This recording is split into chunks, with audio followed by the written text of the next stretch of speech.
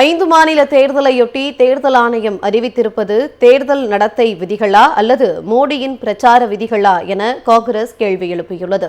தமிழ்நாடு, புதுச்சேரி, கேரளா, மேற்குவங்கம் மற்றும் அசாம் மாநில சட்டப்பேரவை தேர்தல் அட்டவணையை தலைமை தேர்தல் ஆணையம் நேற்று வெளியிட்டது. தேர்தல் தேதி அறிவிக்கப்பட்டதும் MCC எனப்படும் தேர்தல் நடத்தை விதிமுறைகள் அமலுக்கு வந்துவிடும். ஆனால் 2014க்கு பிறகு MCC என்பது தேர்தல் நடத்தை விதிமுறைகள் அல்ல, அது மோடியின் தேர்தல் பிரச்சார விதிகளாகும் என காங்கிரஸ் விமர்சித்துள்ளது.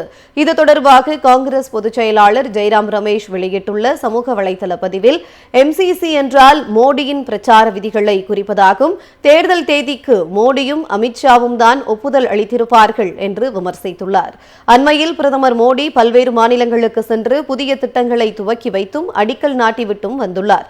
அதன் பின்னர்தான் தேர்தல் ஆணையம் தேர்தலுக்கான தேதியை அறிவிக்கிறது.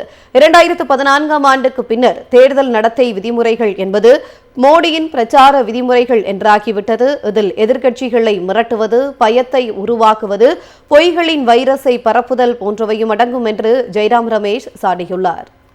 5 மாநில தேர்தலையொட்டி தேர்தல் ஆணையம் அறிவித்திருப்பது தேர்தல் நடத்தை விதிகளா அல்லது மோடியின் பிரச்சார விதிகளா என காங்கிரஸ் கேள்வி எழுப்பியுள்ளது.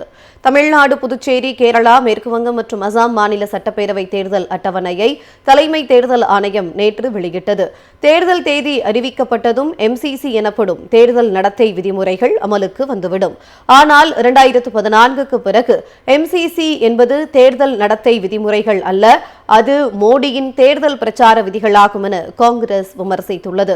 இது தொடர்பாக காங்கிரஸ் பொதுச் செயலாளர் ஜெய்ராம் ரமேஷ் வெளியிட்டுள்ள சமூக வலைதள பதிவில், MCC என்றால் மோடியின் பிரச்சார விதிகளை குறிப்பதாகும். தேர்தல் தேதிக்கு மோடியும் அமித்ஷாவும் தான் ஒப்புதல் அளித்திருப்பார்கள் என்று விமர்சித்துள்ளார். அண்மையில் பிரதமர் மோடி பல்வேறு மாநிலங்களுக்கு சென்று புதிய திட்டங்களை துவக்கி வைத்தும் அடிக்கல் நாட்டிவிட்டும் வந்துள்ளார். அதன் பின்னர்தான் தேர்தல் ஆணையம் தேர்தலுக்கான தேதியை அறிவிக்கிறது. 2014ஆம் ஆண்டுக்கு பின்னர் தேர்தல் நடத்தை விதிமுறைகள் என்பது மோடியின் பிரச்சார விதிமுறைகள் என்றாகிவிட்டது. இதில் எதிர்க்கட்சிகளை மிரட்டுவது, பயத்தை உருவாக்குவது, பொய்களின் வைரஸை பரப்புதல் போன்றவையும் அடங்கும் என்று ஜெய்ராம் ரமேஷ் சாடியுள்ளார்.